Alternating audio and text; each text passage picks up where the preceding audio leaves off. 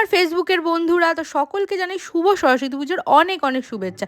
তো এই বছর তো দুদিন সরস্বতী পুজো পড়েছে, তো আমি, ঘন্টু আর বৌদি তিনজনে মিলে কিন্তু বেরিয়ে পড়লাম। সরস্বতী পুজো বলে ঘোরাঘুরি করবো না, এটা তো হয় না। তো আমরা সবাই মিলে কিন্তু বাসে করে চলে গেলাম অ্যাক্রোপলিস মলেও। কিন্তু সরস্বতী ঠাকুর দেখতে পাচ্ছি, আর এখানে কিন্তু সবাই ফটো তুলছে আর লাইভ গান চলছে, কি সুন্দর। অনেক দিন পরে কিন্তু অ্যাক্রোপলিস মলে আসলাম, বেশ অনেক দিন পরে, তাই জন্য একটু ঘুরে ঘুরে সব দোকানগুলো দেখছিলাম। আর এত সুন্দর সুন্দর মানে জিনিস, তার চেয়ে বড় কথা একটা বুক স্টোরে ঢুকেছি, এত ইউনিক ইউনিক বুক, মানে বইগুলো কি বলবো, আমি দেখিনি, আমি দেখা না মানে ঘন্টুও কখনো দেখেনি। দেখো কি কিউট এই বইটা। আর এরকম অনেকগুলো বই ছিল, তো ঘন্টুর খুবই পছন্দ হয়েছিল। ঘন্টু খালি এই বইটা দেখছে, ওই বইটা দেখছে। আমরা এখানে অনেকক্ষণ ছিলাম, দেখতেই পাচ্ছ, খুব মজা পেয়ে গেছে।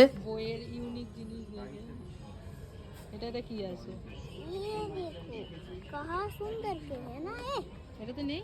वाओ देखो এই যে এদিকে অ্যারো ওই তো अरे बस अभी কি আছে सुंदर এটা? है। এই বইটাতে ব্যাটারি লাগানো, কথা বললে কিন্তু যেটা বলা হবে সেটাই কিন্তু রিপিট করবে। কি সুন্দর না, সবই বাচ্চাদের জন্য। তো যাই হোক, তো একবার দেখো ওপর থেকে কি সুন্দর লাগছে অ্যাক্রোপলিস মলটা, নিচে গান হচ্ছে।